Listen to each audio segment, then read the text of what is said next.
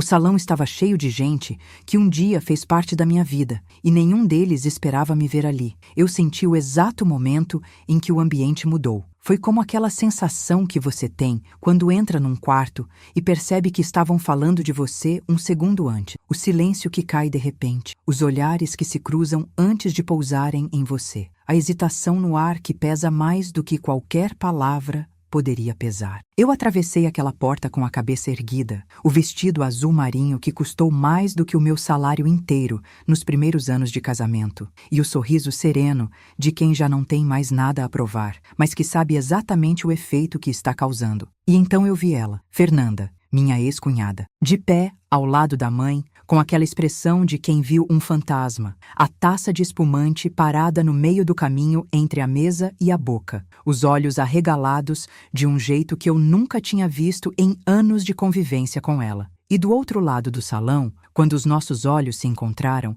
Rafael empalideceu, literalmente empalideceu. Vi a cor sair do rosto dele como se alguém tivesse puxado um plugue. E então ele murmurou, tão baixo que eu li nos lábios mais do que ouvi com os ouvidos. Não, você é a dona da empresa? 5 anos. Foram 5 anos para chegar até aquele momento. E eu vou te contar cada detalhe de como tudo começou, como tudo desmoronou. E como eu, do zero absoluto, construí exatamente a vida que merecia, enquanto eles ficaram presos na mesma história de sempre. Meu nome é Ana Luísa. Tenho 34 anos agora, mas quando essa história começa de verdade, eu tinha 28, era casada há 3 anos com Rafael Mendonça, trabalhava como assistente administrativa numa construtora de médio porte e acreditava, com toda a sinceridade que cabia no meu peito, que o amor que eu sentia pelo meu marido era suficiente para segurar qualquer coisa que a vida jogasse contra o nosso casamento. Eu era ingênua. Não burra, não cega, mas ingênua da forma mais perigosa possível.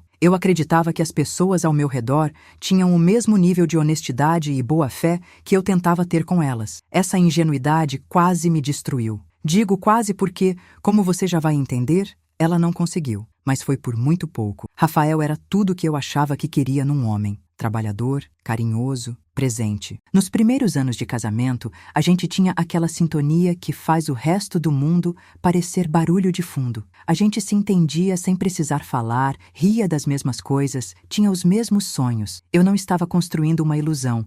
Eu estava construindo uma vida real com uma pessoa real que eu amava de verdade. E aí tinha a Fernanda. Fernanda Mendonça. 26 anos na época, 2 a menos do que eu. Irmã única de Rafael, filha do coração da Dona Célia, a minha sogra. Antes de vocês perguntarem, não, eu não comecei odiando a Fernanda. Nem perto disso. Quando Rafael me apresentou a ela, ainda no começo do nosso namoro, eu fiz o que qualquer mulher apaixonada faz. Tentei genuinamente criar um vínculo com a irmã do homem que eu amava. Trouxe presentes quando a visitei. Perguntei sobre a vida dela, ouvi os contos dela sobre a infância com Rafael, ri das histórias da família. Eu queria que ela gostasse de mim. E por um tempo, ou pelo menos eu acreditei que por um tempo, parecia que ela gostava. Mas existe uma coisa que eu demorei para entender sobre Fernanda, e que talvez seja a coisa mais importante dessa história toda. Ela não precisava de um motivo real para me destruir. A minha simples existência na vida do irmão dela já era motivo suficiente. Não era sobre mim ser boa ou ruim, bonita ou feia, rica ou pobre, inteligente ou limitada. Era sobre eu ser a pessoa que ocupava o espaço que ela, de alguma forma doentia e profunda, achava que era dela. O espaço de pessoa mais importante na vida de Rafael. E nenhuma mulher no mundo teria sido diferente aos olhos dela. Qualquer uma que Rafael amasse seria a inimiga. Eu só fui a que ficou tempo suficiente para ela sentir que precisava agir. Os primeiros sinais, eu devo admitir, eu ignorei. Não por estupidez, mas porque sozinhos eles pareciam pequenos demais para serem levados a sério. O primeiro que eu consigo identificar agora, olhando para trás com os olhos que o tempo me deu, foi numa janta de família, cerca de 2 meses depois do nosso casamento. Eu tinha feito um nhoque de batata doce que Rafael adorava. Levei numa travessa grande para o jantar na casa da Dona Célia. Todo mundo se serviu, e Fernanda olhou para o meu prato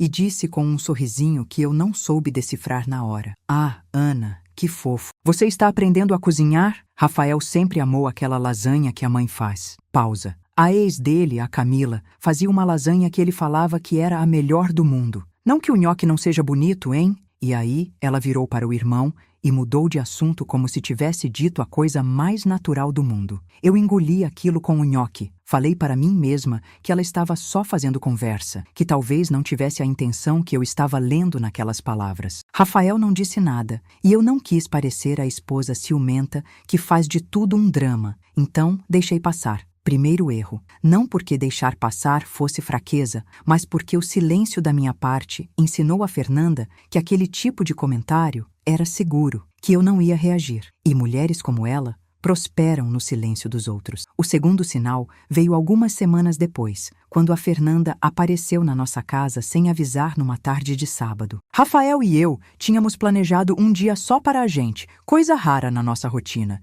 E eu estava de pijama, cabelo preso, sem maquiagem, fazendo panqueca na cozinha quando ouvi a campainha. Abri a porta e lá estava ela, toda arrumada, com um sorriso enorme e uma caixinha de bombons na mão. Oi, cunhada. Vim dar uma surpresinha pro meu irmão. Ele está? Entrou antes que eu respondesse. E passou a tarde inteira ali. Jogou videogame com Rafael, contou histórias da infância, pediu para ele resolver um problema no celular dela, riu daquele jeito alto que ela tem quando quer ser notada, e eu fiquei literalmente de fora das conversas, na cozinha, preparando o lanche que ninguém me pediu, mas que eu fiz porque não sabia o que mais fazer comigo mesma, enquanto o dia que era meu virava o dia deles. Quando ela foi embora, horas depois, Rafael olhou para mim com aquele sorriso despreocupado e disse: "Que legal ela ter aparecido, né? Saudades da minha irmã." E eu disse que sim, porque o que eu ia dizer, mas dentro de mim, bem no fundo, alguma coisa estava anotando. Ainda não era raiva. Era uma espécie de desconforto indefinido, como um barulho baixo que você não consegue localizar, mas que não para de tocar. E eu estava começando, mesmo sem perceber conscientemente, a prestar atenção nesse barulho. Se você está me ouvindo agora e está reconhecendo alguma parte dessa história na sua própria vida, eu preciso que você saiba uma coisa antes de continuarmos. O que você sente não é exagero. Nunca foi. Mas antes de seguir, se essa história está tocando em algo dentro de você, me deixa um like e se inscreva no canal. São 2 segundos do seu tempo e significa muito para mim poder continuar trazendo esses relatos. E me conta nos comentários, de que cidade você está me assistindo hoje? Agora vamos continuar, porque o que vem a seguir é onde as coisas começam a ficar sérias de verdade. Para entender o que aconteceu nos meses seguintes, você precisa entender uma coisa sobre Rafael e Fernanda, que eu só fui compreender completamente muito tempo depois. Eles tinham uma dinâmica familiar que, vista de fora, parecia amor fraternal bonito e intenso, mas que por dentro tinha uma carga emocional que eu nunca tinha visto de perto antes. A dona Célia, minha sogra, é uma mulher boa no fundo, mas criou os filhos com aquela mentalidade de que família vem antes de tudo, acima de tudo, e que os laços de sangue são sagrados de um jeito que não admite questionamento. Rafael absorveu isso de um jeito saudável, eu acho, porque ele é leal, sem ser sufocante. Mas Fernanda absorveu de um jeito que distorceu alguma coisa dentro dela. Desde criança, pelo que eu fui juntando das histórias que ouvi ao longo dos 3 anos de casamento, Fernanda tinha sido a criança que precisava ser o centro da atenção de Rafael. Quando ele teve a primeira namorada séria, Fernanda arrumou um problema de saúde misterioso que desapareceu assim que o namoro terminou. Quando ele foi morar sozinho pela primeira vez, ela entrou em crise. Ligava toda hora, aparecia com frequência, até que ele passou a visitá-la 2 vezes por semana para ela se sentir melhor. Rafael via tudo isso como amor de irmã, preocupação, vínculo forte. E talvez fosse, em parte, mas era também controle. Era a necessidade de Fernanda de manter o irmão dentro de uma órbita onde ela fosse a força gravitacional central. E eu, ao me casar com Rafael, tinha me tornado a maior ameaça a esse sistema que ela tinha construído ao longo da vida inteira. Nos primeiros meses de casamento, a Fernanda tinha sido cuidadosa. Os comentários eram sutis, espaçados, fáceis de ignorar ou de reinterpretar como bobagem sem maldade. Mas lá pelo 4º mês depois do casamento, quando ela percebeu que eu não ia a lugar nenhum e que Rafael estava genuinamente feliz comigo, o cuidado começou a diminuir. E a frequência dos episódios começou a aumentar de um jeito que eu não podia mais fingir não notar. Houve o episódio do aniversário de Rafael. Eu tinha planejado durante semanas uma surpresa para ele. Jantarzinho íntimo no apartamento, decoração com fotos da gente, o prato favorito dele que eu aprendi a fazer, vinho que ele gostava, Coisas simples, mas feitas com amor e atenção a tudo que ele gostava. Combinei com a família que seria uma coisa nossa, só nós dois, e que no fim de semana seguinte poderíamos fazer um almoço em família para comemorar com todo mundo. Fernanda concordou na frente de todo mundo, e no dia do aniversário dele, às 6 da tarde, quando eu estava no meio dos preparativos, ela ligou para Rafael em prantos dizendo que tinha brigado com o namorado e que precisava dele. Rafael chegou na cozinha com aquele olhar de filho que foi chamado e disse com a voz cheia de desconforto: Amor, a Fer está mal. Eu preciso ir lá rápido. Só 1 hora, você entende, né? Eu entendi. Claro que entendi. Porque o que eu ia fazer? Competir com a irmã em crise do meu marido no aniversário dele? Mas enquanto eu ficava sozinha com o jantar pronto, as velas acesas, o apartamento decorado e o silêncio pesando em cada canto, eu sabia que não era coincidência. E quando Rafael voltou quase 3 horas depois, com a Fernanda do lado, que entrou na nossa casa como se tivesse sido convidada, e disse, ao ver a decoração, Ah, que fofo, vocês foram jantar depois? Eu precisei de toda a força que tinha para sorrir e dizer que estava tudo bem. Não estava nada bem. A escalada das investidas da Fernanda seguiu um padrão que eu fui mapeando com dolorosa clareza ao longo dos meses seguintes. Ela nunca atacava diretamente. Esse era o gênio torto dela. A Fernanda era manipuladora da forma mais refinada, aquela que deixa a vítima duvidando da própria percepção antes de poder acusar qualquer coisa. Cada golpe era embrulhado em sorriso, em preocupação fingida, em só estou sendo honesta porque te considero. E os golpes foram ficando mais pesados. Teve o dia que ela me ligou, aparentemente querendo ajuda para escolher um presente para Rafael, e no meio da conversa deixou escapar, com uma voz que ela caprichou para soar casual. Ai, Ana, eu fico com um frio no coração às vezes, sabe? Meu irmão merece tanto. Você acha que ele está feliz? Porque ele estava diferente nas últimas semanas, mais quieto, sabe? Eu perguntei para ele, e ele falou que estava tudo bem, mas a gente conhece o Rafael, né? Quando ele está bem de verdade, ele é mais animado. Ela desligou antes que eu pudesse responder direito, e eu fiquei com aquela frase na cabeça o resto do dia. Rafael estava diferente? Eu não tinha percebido. Será que eu não estava prestando atenção? Será que tinha algo errado no nosso casamento que eu não estava vendo? Isso é o que ela fazia. Plantava dúvidas tão pequenas que pareciam sementes, e ia regando com conversas espalhadas ao longo do tempo, até que aquelas sementes crescessem dentro de mim como ervas daninhas. E enquanto isso, do outro lado, eu não tinha como saber o que ela estava plantando na cabeça do Rafael. O pior, no entanto, foi o que aconteceu com a questão da minha carreira. Eu estava numa encruzilhada profissional nessa época. Tinha recebido uma proposta de emprego numa empresa maior, com salário bem melhor, mas que exigia mais horas e às vezes viagens. Rafael e eu tínhamos conversado sobre isso, e ele tinha me encorajado a aceitar.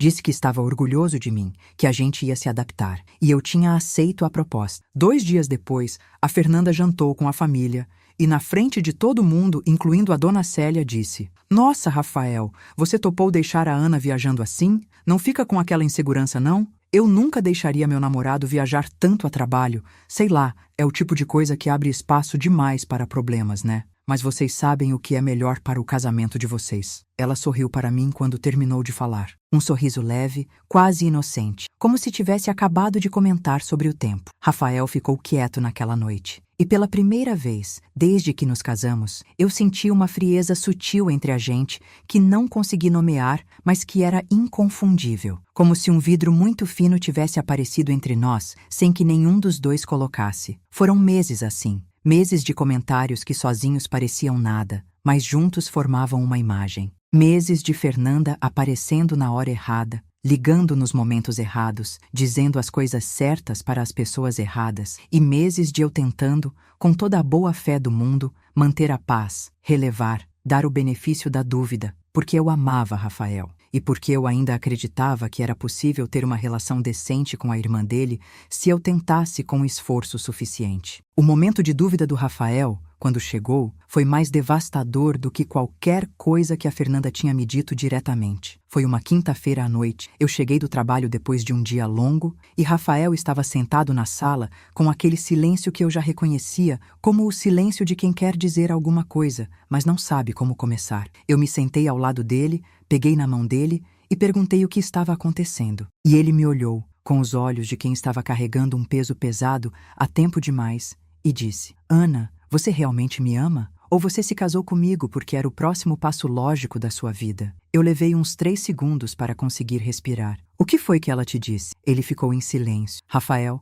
o que a Fernanda te disse? E ele desviou o olhar. Naquela noite, eu entrei no banheiro, fechei a porta, sentei no chão frio de cerâmica branca e fiquei olhando para o teto por um tempo que não soube medir. Não chorei. Eu queria chorar. Precisava chorar. Mas as lágrimas simplesmente não vieram naquele momento. O que veio foi uma clareza estranha e fria, como quando você olha para um quebra-cabeça confuso e, de repente, vê o padrão inteiro de uma vez. Todos os comentários, todas as aparições na hora errada. Todas as sugestões envenenadas, tudo que eu tinha tentado ignorar ou reinterpretar como bobagem sem intenção, estava se organizando na minha mente numa linha reta e inequívoca. Fernanda não estava sendo difícil por insegurança ou ciúmes de irmã normal. Fernanda estava em campanha, e a campanha era me tirar da vida do irmão. Nos dias seguintes, Rafael e eu conversamos. Ele me contou, aos pedaços, o que a irmã tinha dito para ele ao longo dos meses. Que eu tinha aceito o emprego novo porque estava entediada com a vida que a gente tinha. Que eu falava sobre ele com uma amiga de um jeito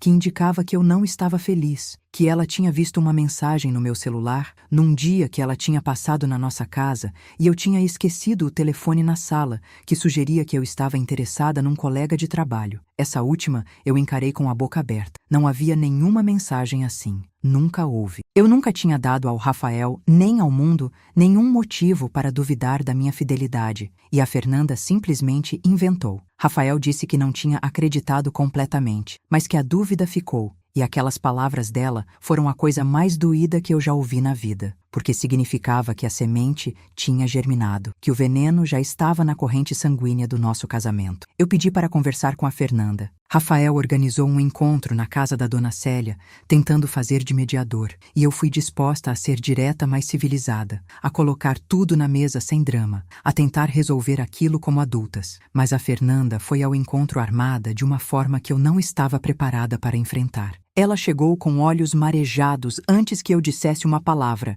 e quando eu comecei a falar sobre as coisas que ela tinha dito para Rafael, ela fez o que manipuladoras fazem quando são encurraladas. Inverteu tudo. Ana, eu estou tão chocada que você está me acusando assim. Eu só estava preocupada com meu irmão. Eu te considero como uma irmã, você sabe disso. Se eu disse alguma coisa que foi mal interpretada, me desculpe. Mas eu nunca quis te machucar. As lágrimas vieram na hora certa, como sempre vêm nessas horas. E a dona Célia, que estava na sala ao lado e ouviu tudo, entrou no meio e disse com aquela voz de mãe que não admite contestação: Ana, a Fernanda é uma menina do bem. Você não precisa criar confusão onde não tem. Saí de lá com a sensação exata de alguém que acabou de ser soterrada viva e sorriu enquanto jogavam a terra. Rafael ficou quieto o caminho inteiro de volta. E quando chegamos em casa, ele disse que precisava de um tempo para pensar, que estava confuso, que nunca tinha visto a família assim por causa de alguma coisa relacionada a ele. E em algum lugar naquela frase, que soou inocente,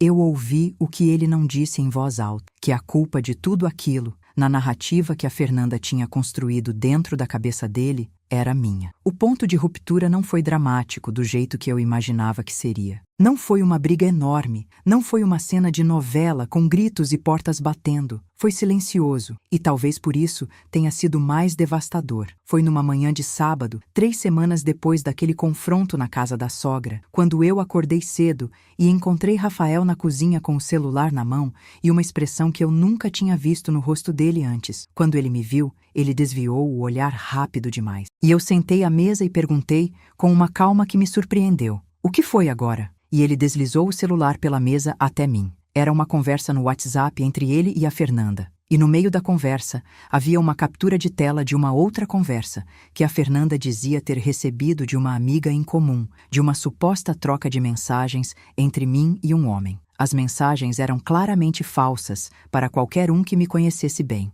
A linguagem não era minha, as piadas não eram minhas, os emojis não eram meus, era tudo errado. Tudo inventado, mas Rafael não me conhecia bem o suficiente, ou não me conhecia mais, ou talvez a Fernanda tivesse trabalhado tão bem na erosão da confiança dele que mesmo algo tão obviamente falso tinha poder para sacudir o que restava da nossa estrutura. Ele disse: Eu preciso que você me explique isso. E eu olhei para aquela tela, para aquelas mensagens que nunca existiram, para aquela prova fabricada com tanto esmero pela irmã do homem que eu amava, e senti alguma coisa fechar dentro de mim. Eu expliquei, com paciência, com detalhes, com toda a lógica do mundo. Apontei cada inconsistência, cada detalhe que não combinava com quem eu era, como escrevo, como falo, como me expresso. E enquanto eu falava, eu via Rafael ouvindo, mas também via o quanto estava difícil para ele simplesmente me acreditar depois de meses e meses de Fernanda depositando dúvidas no ouvido dele. E quando eu terminei, ele disse: Ana,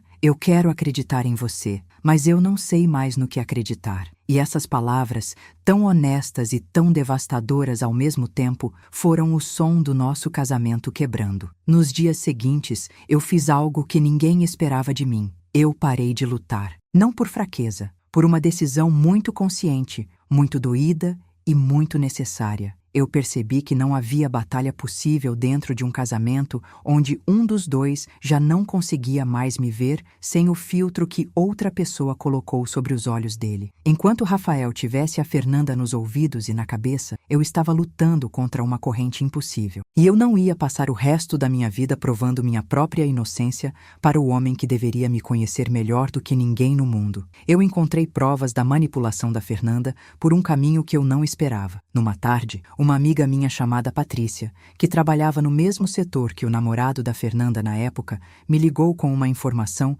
que ela tinha ficado em dúvida sobre me contar. O namorado da Fernanda tinha mencionado numa conversa casual no trabalho que a Fernanda tinha pedido para ele criar um perfil falso numa rede social e mandar mensagens para ela que ela depois tinha usado para construir uma história. Patrícia não tinha certeza se era sobre mim, mas o timing e os detalhes batiam demais para ser coincidência. Eu pedi tudo que ela tivesse, qualquer detalhe, qualquer nome, qualquer prova, por mais fragmentada que fosse. Não era suficiente para um confronto direto, não ainda, mas era suficiente para que eu soubesse com absoluta certeza o que eu já suspeitava. Fernanda tinha fabricado evidências, tinha investido tempo, energia e criatividade para construir uma mentira que destruísse meu casamento, e tinha funcionado. Ao menos por enquanto. A reflexão que me coube naquele período foi uma das mais dolorosas e, ao mesmo tempo, mais clarificadoras da minha vida. Eu passei semanas fazendo a pergunta que qualquer mulher na minha situação faz: o que eu fiz de errado? Ficava acordada de madrugada,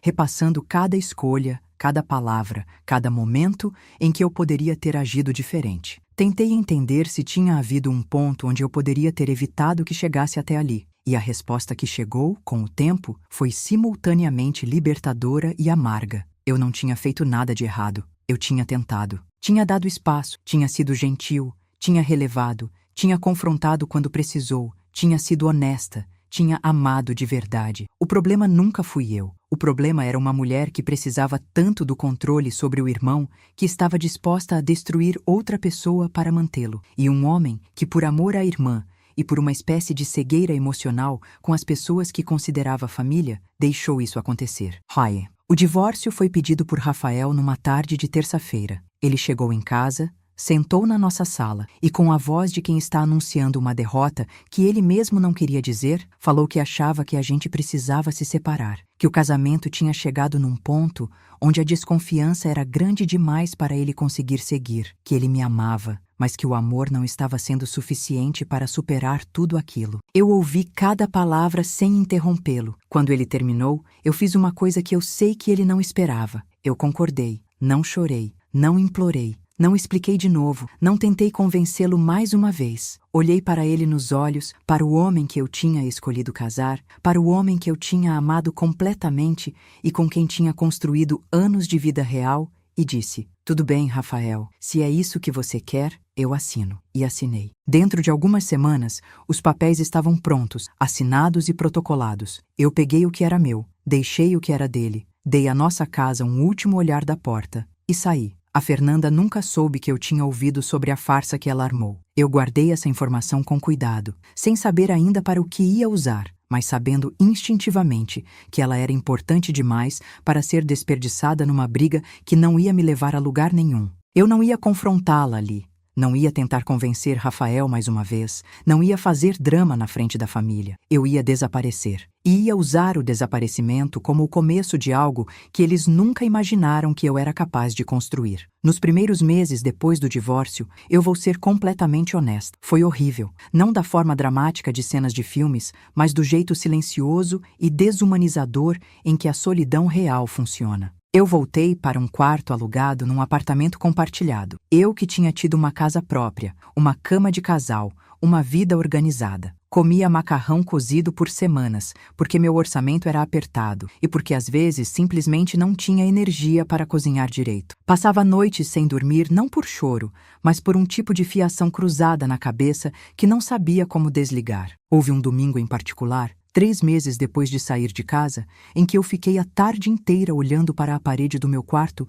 sem conseguir me mover e precisei de toda a força que tinha para me levantar, sair, caminhar pelo quarteirão e me lembrar de que eu ainda estava viva e que isso ainda importava. Mas junto com a dor, e às vezes por causa dela, veio uma clareza que eu nunca tinha tido antes na vida. Uma espécie de liberdade assustadora que aparece quando você perde tudo o que achava que precisava e descobre que ainda está de pé. Eu tinha 30 anos, nenhum vínculo, nenhuma casa, nenhum casamento, nenhuma expectativa de ninguém sobre mim. E dentro daquela devastação, havia, se eu quisesse enxergar, um espaço completamente em branco onde eu podia escrever qualquer coisa. A reviravolta, quando começou, não teve música dramática de fundo. Começou com uma decisão praticamente trivial. Eu me inscrevi num curso online de gestão e planejamento estratégico que tinha visto anunciado numa rede social e que custou o equivalente a 3 semanas de almoço. Não foi inspiração divina,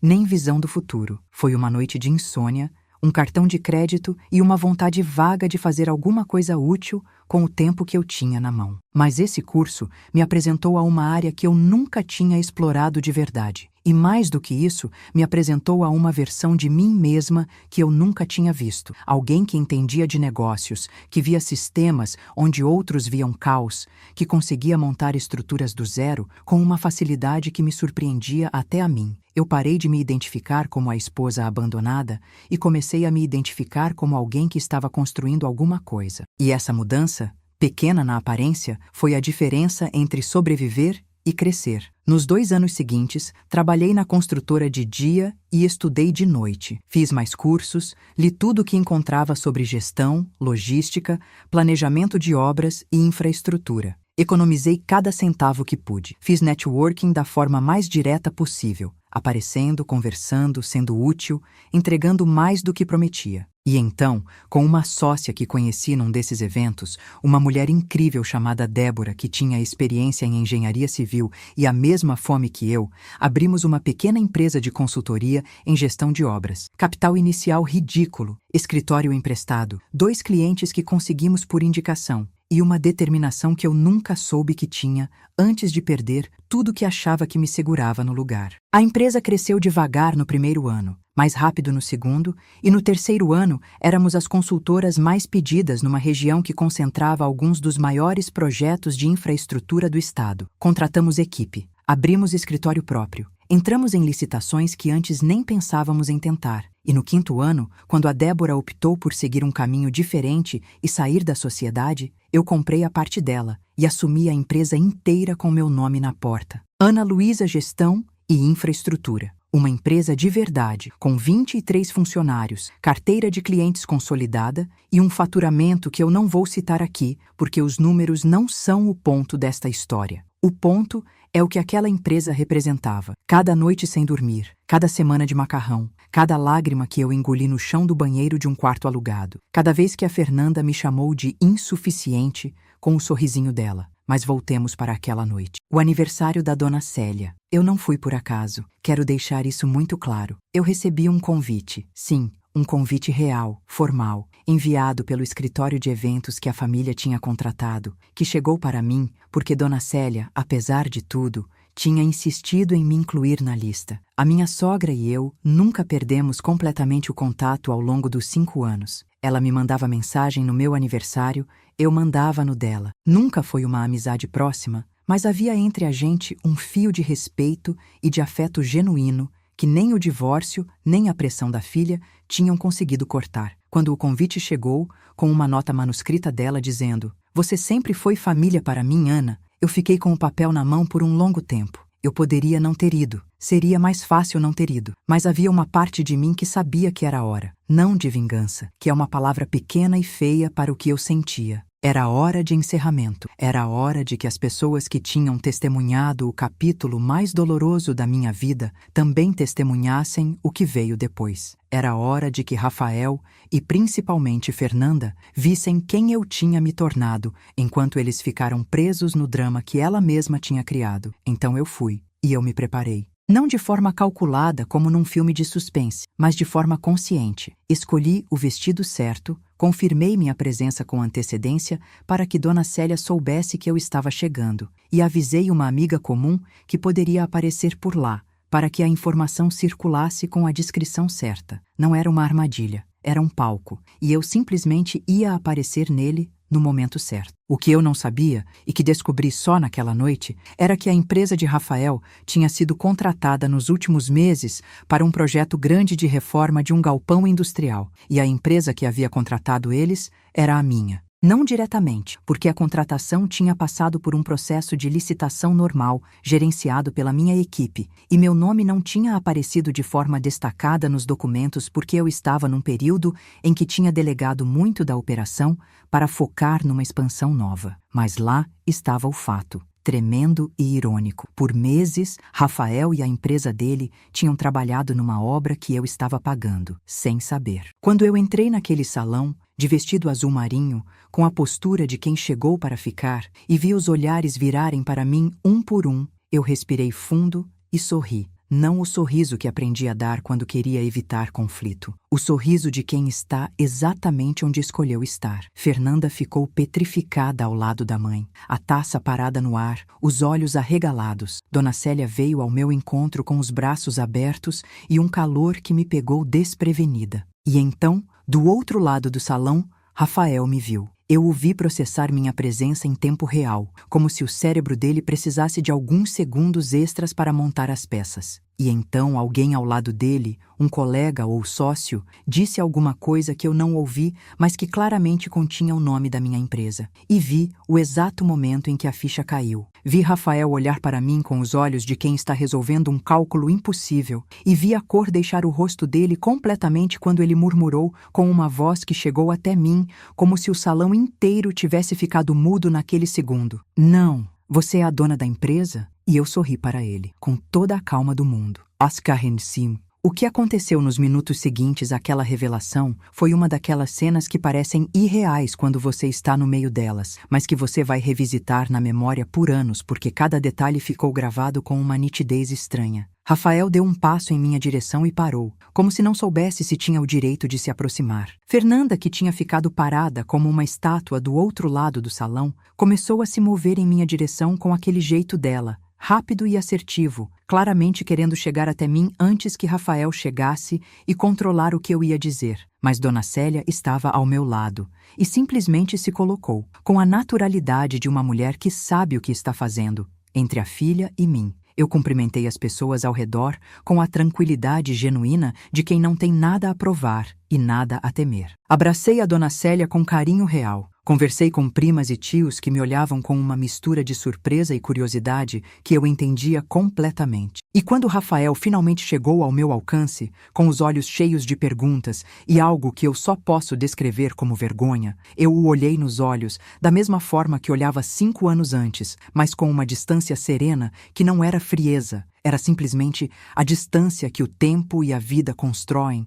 quando você finalmente para de esperar por algo. Ele disse meu nome, só o meu nome, como se as outras palavras não tivessem encontrado o caminho ainda. E eu disse: "Oi, Rafael. Feliz aniversário para sua mãe." Ele ficou me olhando por um momento e então, com a voz baixa e densa, disse: "Ana, eu não sabia. Sobre a empresa. Eu não sabia que era você." Eu concordei com a cabeça. "Eu sei. por que você não disse nada? E eu pensei na resposta certa para essa pergunta, que tinha muitas respostas possíveis, e escolhi a mais honesta, porque não era relevante para o trabalho. O projeto estava sendo bem gerenciado pela minha equipe. Não havia necessidade de intervenção pessoal. Ele piscou. Aquele era o tipo de resposta que ele não estava esperando, e eu sabia disso. Fernanda chegou até nós nesse momento, com um sorriso que ela estava claramente forçando, e disse com aquela voz dela de sempre: Ana, que surpresa! Eu não sabia que você tinha sido convidada. Sorriu para mim, como se os últimos 5 anos fossem uma memória vaga, que a gente podia simplesmente deixar de lado. Você está ótima, por sinal. Eu a olhei.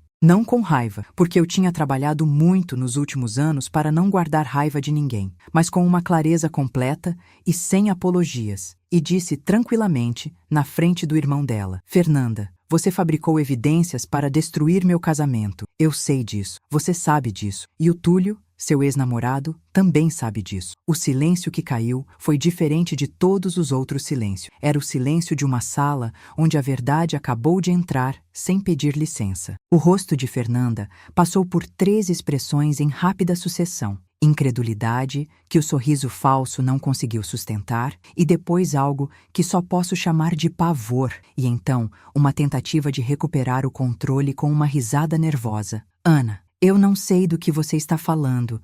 Isso é... Mas Rafael estava olhando para a irmã com aquela expressão que eu nunca tinha visto no rosto dele antes. Uma expressão que não era raiva, mas era pior que raiva. Era reconhecimento. Como se alguma coisa que ele tinha empurrado para debaixo de um tapete durante anos estivesse finalmente subindo à superfície. Quais evidências? A voz dele era baixa e controlada do jeito que fica quando uma pessoa está segurando algo grande. Fernanda olhou para ele. Rafael, você vai acreditar nela em vez de... Quais evidências, Fernanda? Não era uma pergunta. Era uma parede. E ela bateu nessa parede com a velocidade de quem não esperava encontrá-la. Eu não precisei falar mais nada naquele momento. Não precisei apresentar documento algum. Não precisei reconstruir a narrativa do passado. Não precisei provar nada para ninguém presente naquela sala. Porque a própria reação da Fernanda estava dizendo tudo o que precisava ser dito. O pânico nos olhos dela, a gagueira que surgiu quando ela tentou responder ao irmão, o jeito que ela olhou ao redor como se estivesse procurando uma saída, era a confissão mais eloquente que qualquer prova poderia ser. E todo mundo que estava perto o suficiente para ver, estava vendo. Dona Célia tinha se aproximado. Ela era a aniversariante, era a matriarca, era a pessoa que toda aquela família girava ao redor. E ela ficou olhando para a filha com uma expressão que eu nunca tinha visto nela antes. Cansaço. Não surpresa, não indignação, mas um cansaço profundo e triste de alguém que talvez, no fundo, soubesse de muita coisa que nunca quis encarar de frente. E ela disse com a voz firme e baixa de quem está encerrando uma discussão que não quer mais ter: Fernanda, chega. A estratégia que eu tinha usado era, a rigor, uma não estratégia. Eu não tinha armado nenhuma cilada elaborada, não tinha montado nenhuma apresentação de slides com provas, não tinha recrutado testemunhas ou ensaiado nenhum discurso. O que eu tinha feito, ao longo de 5 anos, era simplesmente me tornar alguém que não precisava mais da aprovação ou da validação daquelas pessoas para existir com integridade. E tinha aparecido naquela sala não como a ex-mulher abandonada que voltou para se vingar, mas como a dona de uma empresa que a família tinha contratado sem saber. O contexto tinha feito o trabalho por mim. A verdade tinha pesado mais do que qualquer coisa que eu pudesse ter planejado. A exposição da Fernanda continuou ao longo da noite, de formas que eu não orquestrei, mas que a própria dinâmica da situação foi criando. Túlio, o ex-namorado dela, tinha um amigo presente na festa que, ao ouvir o nome da Fernanda mencionado num contexto de manipulação, confirmou para Rafael que sim, ele tinha ouvido falar de algo, que Túlio tinha mencionado uma vez, arrependido, que havia ajudado a Fernanda a criar algo para prejudicar a cunhada. A informação circulou na velocidade que informações circulam em famílias, e dentro de algumas horas da festa, a versão que todo mundo tinha sobre os últimos 5 anos estava sendo completamente reconstruída. A reação de Rafael foi algo que eu precisei processar durante muito tempo depois. Naquela noite, depois que a festa terminou e as pessoas foram embora, ele me encontrou do lado de fora do salão enquanto eu esperava o motorista de aplicativo chegar. Ficou de pé ao meu lado no calçamento, sem saber direito como começar, e então disse: Eu errei. Eu errei de um jeito que eu não sei se você pode perdoar. E eu não estou te pedindo para perdoar. Só quero que você saiba que eu sei. Eu olhei para ele por um longo tempo, para o homem que tinha sido meu marido, que tinha me amado de verdade, mas que tinha deixado o amor de outra pessoa, da forma errada, apagar o que a gente tinha. E eu disse: eu já perdoei, Rafael, não por você, por mim. E entrei no carro. As consequências daquela noite se desdobraram ao longo dos meses seguintes, de formas que eu acompanhei com a distância de quem não precisa mais estar no centro de uma história para saber o que está acontecendo. Fernanda e Rafael ficaram sem se falar por quase 4 meses, o período mais longo de distância entre os dois em toda a vida deles. Soube disso pela dona Célia, que continuou me mandando mensagem de vez em quando com atualizações que eu recebia com cuidado, sem incentivar fofoca, mas também sem cortar o fio daquele afeto real que sempre houve entre nós. Fernanda, ao que parece, tentou no início manter a narrativa de que era vítima de uma interpretação errada, mas sem o apoio de Rafael e com a família sabendo do envolvimento do Túlio, a versão dela foi perdendo sustentação como uma construção sem alicerce que vai cedendo pedaço por pedaço. O contrato que a empresa de Rafael tinha com a minha foi concluído conforme o combinado. Eu não o quebrei, não interferi, não usei minha posição para prejudicá-lo profissionalmente. O trabalho deles era bom e eu os tratei com a mesma seriedade que tratava qualquer outro prestador de serviço. Houve quem esperasse de mim uma postura diferente, talvez mais punitiva, mas punição nunca foi o que eu estava buscando. O que eu queria era integridade, e integridade significava tratar o trabalho pelo que era, independentemente das emoções envolvidas. Rafael tentou me ligar algumas vezes nos meses seguintes. Eu atendi 2 dessas ligações. Numa delas, ele me contou que tinha começado terapia e que estava trabalhando para entender os padrões da dinâmica com a irmã. Disse que tinha percebido, com a ajuda do terapeuta, que ele sempre tinha confundido lealdade familiar com cumplicidade e que nunca tinha encarado de frente o quanto a possessividade da Fernanda tinha prejudicado as pessoas ao redor. Eu ouvi tudo com atenção e disse que ficava feliz que ele estava buscando esse entendimento. Não por mim, porque minha história com ele estava fechada, mas porque ele merecia ser livre daquilo tanto quanto eu tinha precisado ser. Fernanda, ao longo do tempo, passou por uma crise que a família descreveu como difícil, mas que eu, olhando de fora com os olhos de quem estudou o suficiente sobre esses padrões, reconhecia como o tipo de crise que acontece quando as estruturas de controle que alguém construiu desmoronam todas de uma vez. Ela fez terapia também, pelo que soube. Eu genuinamente espero que tenha ajudado. Não porque eu precise que ela seja uma pessoa melhor para que eu esteja bem,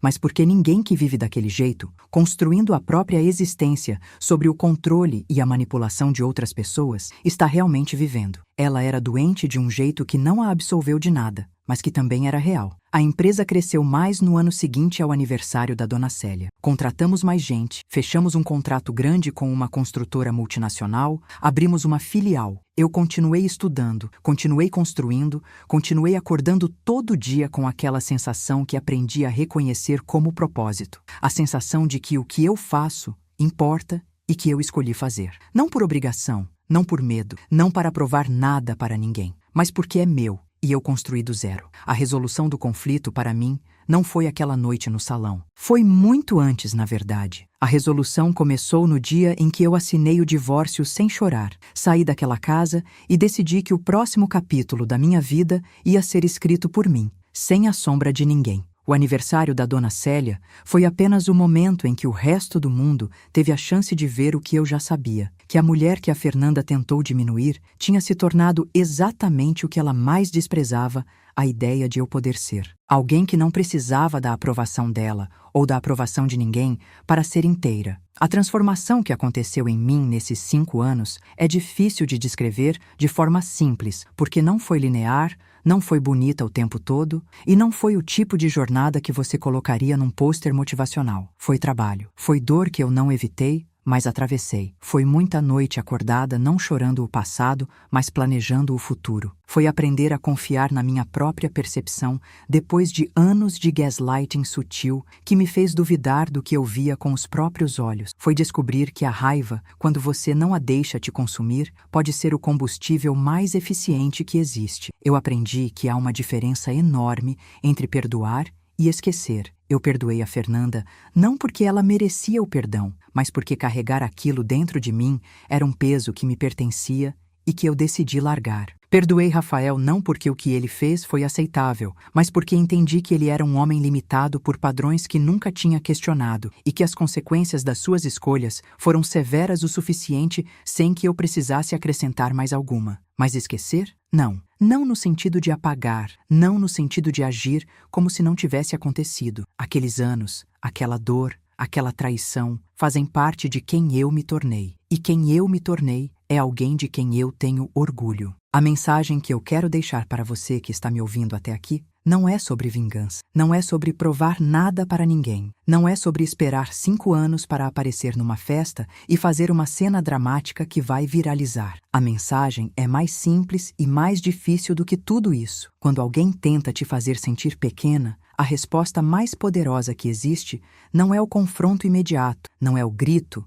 não é a exposição pública. A resposta mais poderosa é você ir embora e se tornar maior do que eles imaginaram que você poderia ser. É você usar cada humilhação como fertilizante para uma versão sua que eles nunca previram. Eu sei que tem mulheres me ouvindo agora que estão no meio exato do que eu passei. Que tem uma cunhada que sorri de um jeito que só vocês entendem o que significa. Que tem um marido que não vê o que está acontecendo por baixo dos olhos dele. Que estão acordadas de madrugada se perguntando se são elas que estão exagerando. Se são elas o problema. Se estão loucas de sentir o que sentem. Para você, eu quero dizer com toda a clareza que tenho. Você não está louca. Seu instinto não está errado. A dor que você sente é real e é válida. E você tem dentro de você muito mais do que essa situação está te deixando mostrar agora. O que aconteceu comigo não foi um final de conto de fadas. Rafael e eu não nos reconciliamos. Não havia por que reconciliar. Fernanda não se tornou minha melhor amiga. A vida não é um filme.